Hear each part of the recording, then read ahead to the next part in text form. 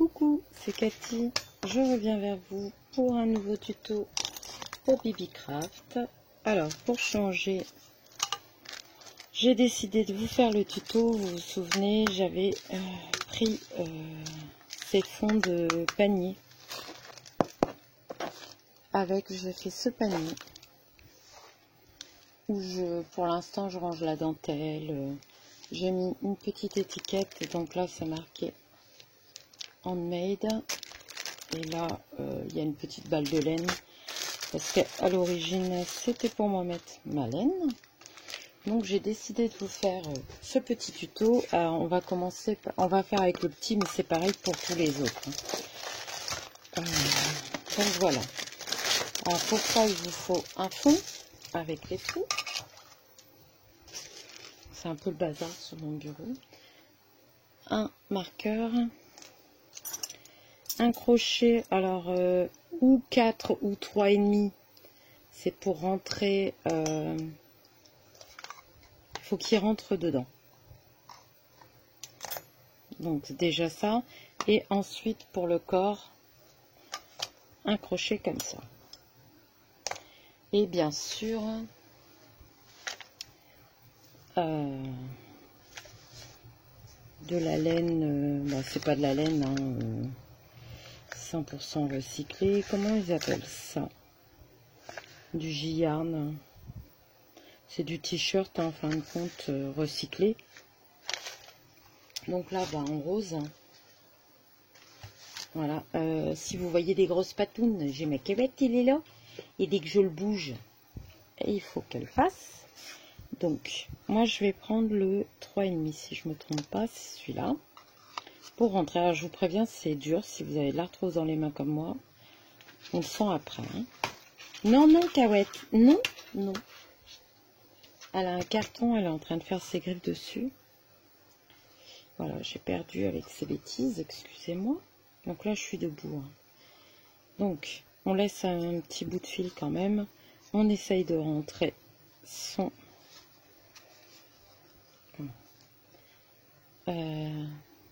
fil. De là, on fait une maille en l'air. On va dans le trou d'à côté. Donc moi, je vais essayer de rentrer mon fil en même temps. Donc je vais le glisser comme ça entre deux. Je sais pas si vous voyez, ouais, voilà. Donc on essaye d'attraper. Alors je vous dis, le début c'est assez dur. Bon, ça dure pas des plombes non plus, c'est le temps qu'on... Voilà, après ça dépend ce que vous utilisez, si vous utilisez de la laine. Il y a d'autres choses qui sont plus faciles. Hein. Moi j'en ai, donc j'utilise ça. Après voilà, je n'allais pas racheter exprès alors que j'avais. Et on va faire des mailles serrées dans chaque. Donc vous voyez, je rentre mon fil au fur et à mesure, mais on peut le faire après. Le premier, je l'avais rentré après. Là, j'ai décidé de le rentrer parce que j'y pense. Donc vous voyez, on va chercher le fil, on reprend du fil et on passe dans les deux boucles. Et voilà. On repasse dans le trou, on prend le fil derrière, sans se tromper avec le fil qu'on est en train d'entrer. Voilà. On retourne chercher derrière un fil, on passe dans la première boucle et dans la deuxième. Et on recommence. Hop.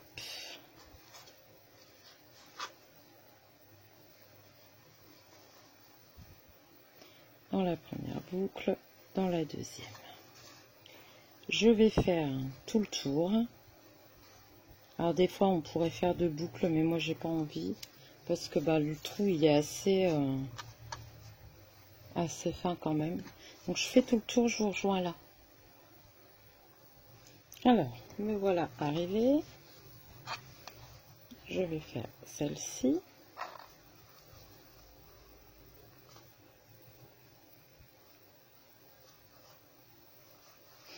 Et là, vu que j'avais fait qu'une maille en l'air, normalement j'aurais dû mettre une maille serrée à côté, mais je ne l'ai pas fait. Donc je le refais là. Donc je retourne dans le trou où j'avais ma première maille. Je vais lui faire, alors c'est un peu plus dur hein, parce que bah, c'est épais. Je vais faire ma maille en l'air.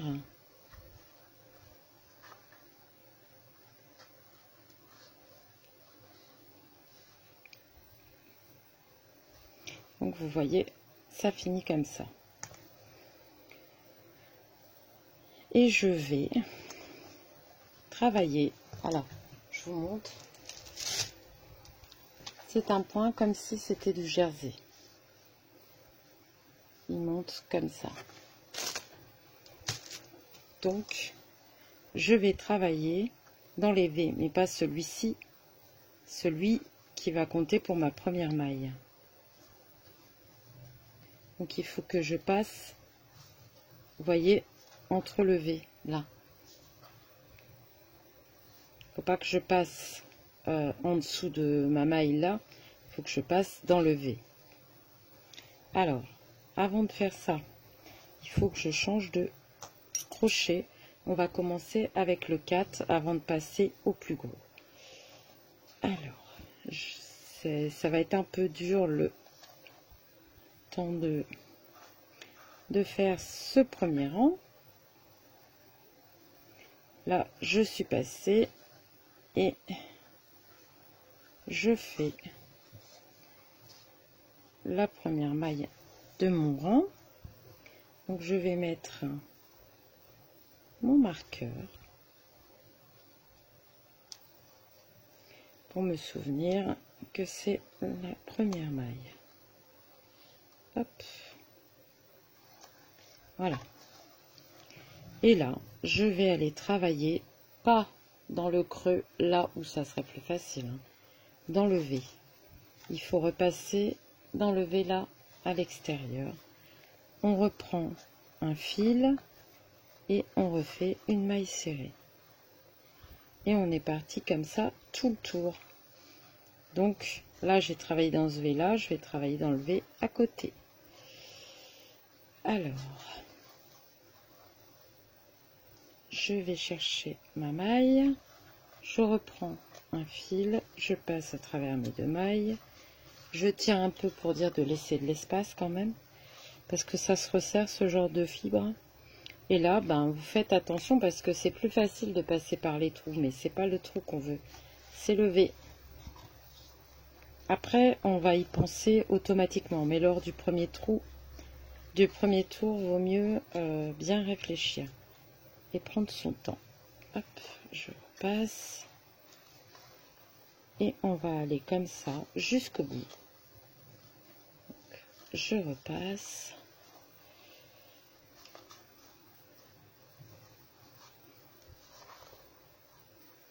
Vous voyez, ça monte tout doucement. Alors, je sais pas, je pense que on va le faire de l'autre côté. C'est plus simple. Hop, je l'avais retourné déjà pour que ça fasse un beau point. Donc là, on va aller chercher quoi qu'on travaillait par l'intérieur. Ce qu'on va faire, c'est qu'on va le faire comme ça. Hein. Je ne vais pas vous perturber et on le retournera après.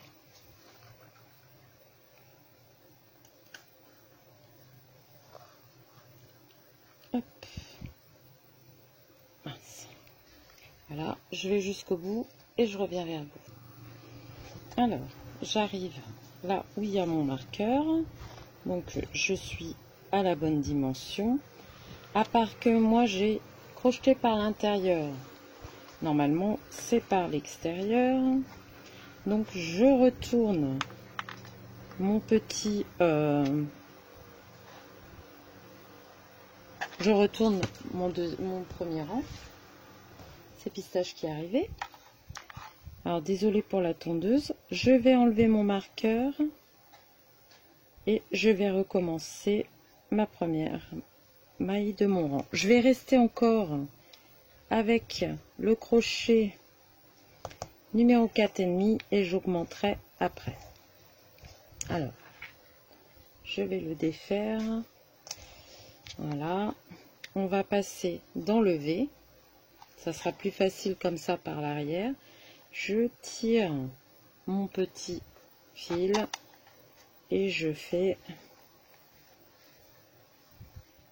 hop, je vais tirer un petit peu et je vais remettre mon marqueur. Mon papillon s'est fait la malle. Je sens que je vais encore me casser un ongle. Vous voyez, là il y a le V. Celui-là il est un peu plus serré, le premier, mais voilà, on sait que ça c'est toujours la première maille de notre rang. J'y arrive pas. Voilà. Donc on va refaire une rangée avec ça et après on prendra le 5,5 parce que là c'est un 4. Il me faudra un 5 mais je ne sais pas si j'en ai un là. Je vais chercher. Non, j'ai pas assez de crochets. Mon autre crochet numéro 4,5, il doit être sur comment? Sur mes bonnets de Noël que je suis en train de faire. Je regarde quelquefois, mais il va falloir que je m'en rachète. Donc là, on a commencé notre rang et on y retourne. Donc on passe bien entre le V. Alors, j'ai du mal passer. Entre le V, voilà. On tire sa ficelle, on lève un peu et hop, on va enlever. Mince.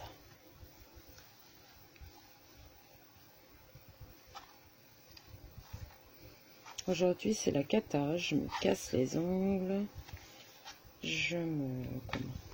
j'arrête pas de m'accrocher partout, je saigne, c'est l'horreur.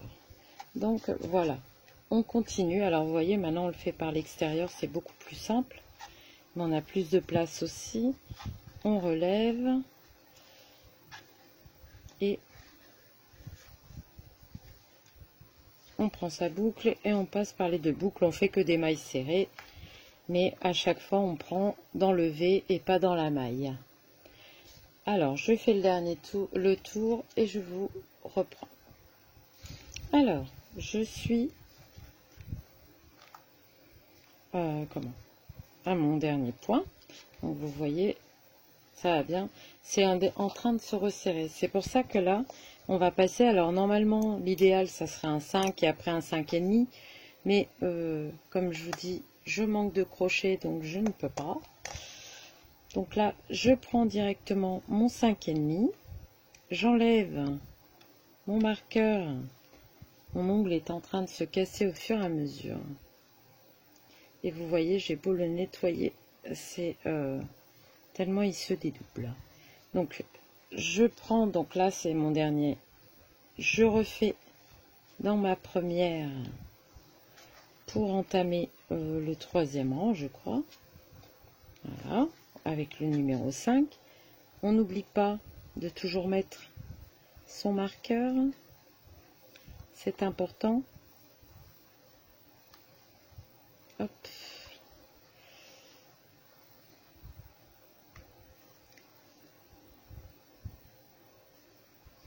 Voilà. Et on recommence. Et on va faire ça jusqu'à la hauteur désirée. Donc, je vous remontre toujours d'enlever pour avoir ce joli point comme un point jersey.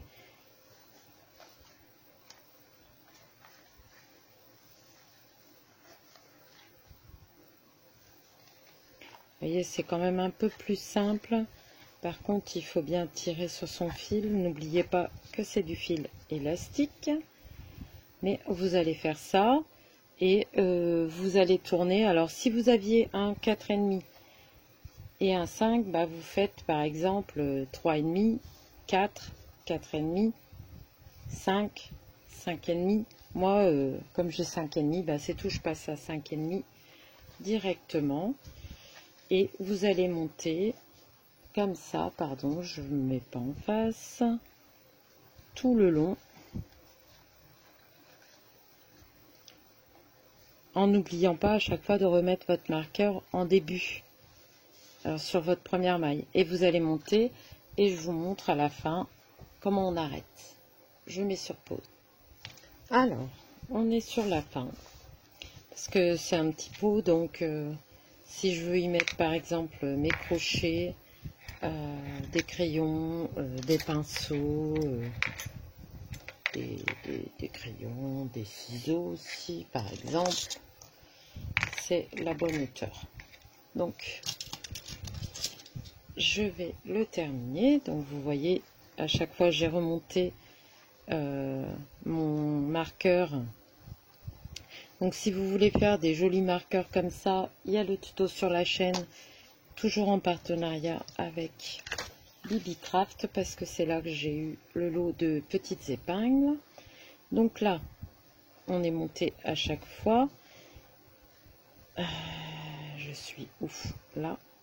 Là, ce que je vais faire, c'est que je vais faire une maille serrée pour terminer mon rang. Voilà. Donc là, pour le coup, c'est une maille serrée. Je vais prendre une paire de ciseaux et on va arrêter notre maille. Donc vous voyez, ça revient à la même hauteur et on va rentrer nos fils avec une aiguille à laine que j'avais sortie. Elle est là. Donc si vous avez plus grand, mais normalement ça rentre puisque je l'ai fait avec l'autre. Donc là, pour le petit, j'ai mis 1 heure. Pour le un peu plus grand, j'avais mis 3-4 heures, je pense, pour le faire. Je vais assez vite pour faire les petites panières.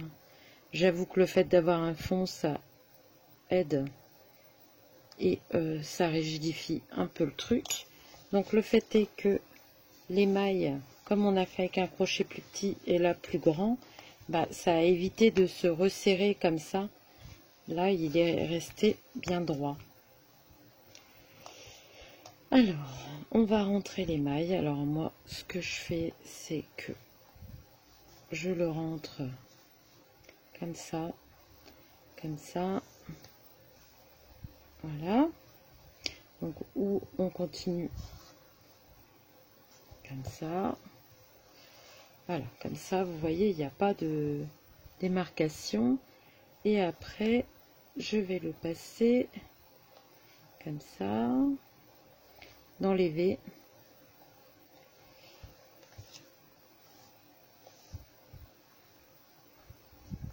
Par contre, j'ai pas de force dans mes mains. Et ça glisse.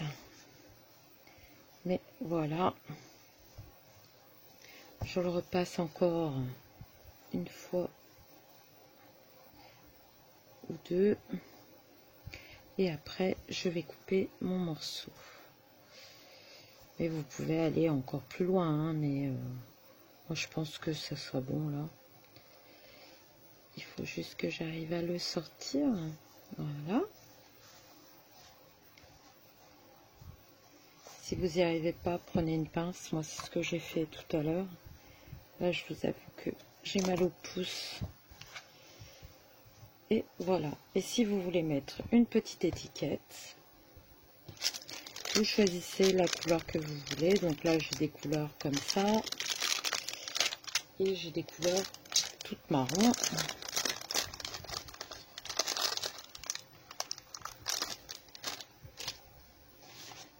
Il suffit de prendre une aiguille avec du fil. Donc moi j'aime bien que la pelote de laine se retrouve comme ça. On va, j'ai pas fait le nœud, c'est pas grave, je vais le faire après. Hop, on va passer comme ça. On coud hein, tout simplement. Hein. Je passe à travers avec l'aiguille, je vais encore me piquer. Voilà.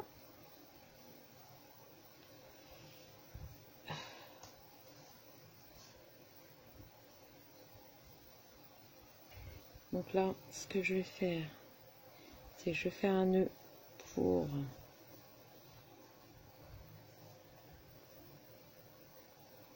le maintenir à l'intérieur. Excusez-moi, donc je fais un nœud là. Hein.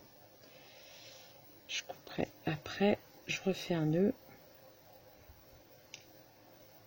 Je vais y arriver. Je suis gauche aujourd'hui, hein. Il y a des jours comme ça. Je crois que la chaleur, j'en peux plus.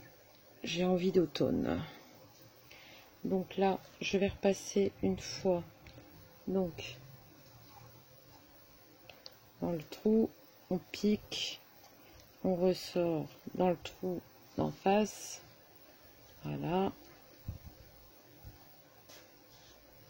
Ça, c'est une petite finition. Hein. Moi, j'ai laissé dépasser un petit peu. C'est fait exprès. Vous pouvez le faire vraiment à ras. Alors, j'arrive à le faire ressortir ou pas? Donc, on plante là-dedans. Et on le fait ressortir par le trou.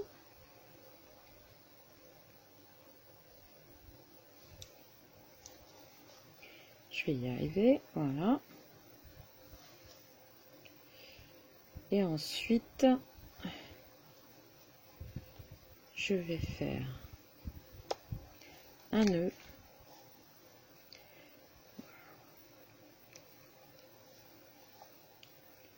Voilà. Je vais refaire un nœud comme ça, ou deux, avant de couper.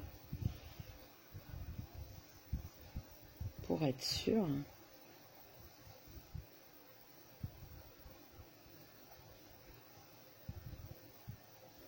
Bon, j'avais fait plus proprement tout à l'heure. Mais là, ça devrait aller. Et voilà, vous avez votre petit pot. Alors c'est dommage, c'est que le handmade, il est à l'envers. Mais bon, moi je veux la pelote. Après, il faudrait mettre l'étiquette droite. Je vois pas l'utilité. Moi, je voulais qu'elle soit comme ça. Et à la rigueur, on peut même, vous savez, placer un petit truc et l'accrocher et avoir un pot suspendu. Et mettre une petite plante, par exemple. Attendez. Parce que comme ça, un petit pot, ça, c'est possible. Alors, j'ai une petite plante là. Que j'ai acheté à Action. Donc, il y a le petit pot comme ça. Mais rien ne vous empêche de le mettre. Et voilà. Et après de le suspendre par le petit crochet qu'on a fait là. Pour dire que ça soit suspendu, vous savez. Mais bon, je pense que je vais laisser... Parce qu'au départ, j'avais acheté pour récupérer les feuilles. Et puis tout compte fait, voilà, là, vous avez vu, il y a le bord blanc. Mais ça fait un beau petit pot. Un beau petit cache-pot. Donc je pense que je vais le laisser là-dedans. Voilà. Sur ce, je vais vous laisser. Je vous fais de gros bisous. Vous trouverez en barre d'infos tous les liens. Le code promo Katichou10 afin de bénéficier des réductions. N'oubliez pas, les petits marqueurs ont été faits aussi. Vous trouverez des breloques sur le... ça, je ne sais pas si j'ai le lien, mais vous en trouverez sur le compte de Bibi Craft et la boîte avec tous les marqueurs de toutes ces couleurs. De quoi s'amuser. Et je me demande même s'ils font pas des petites étiquettes en cuir comme ça. Là, je ne sais plus où je les avais eues. Je crois qu'on me les avait offerts, mais je ne suis pas sûre. Mais voilà. Pour ce petit pot, je vous le montre comme ça. Vous le verrez bien. Et ma panière qui est juste là à côté. Donc fait avec les fonds de chez Bibi Craft. Je vais le mettre en dessous. Voilà, je vais mettre le marqueur à côté, le petit pot qu'on a fait ensemble et le grand pot. Je mettrai des photos certainement pour vous montrer. Sur ce, je vais vous laisser. Je vous souhaite une belle journée et je vous dis à bientôt. Gros bisous, bye.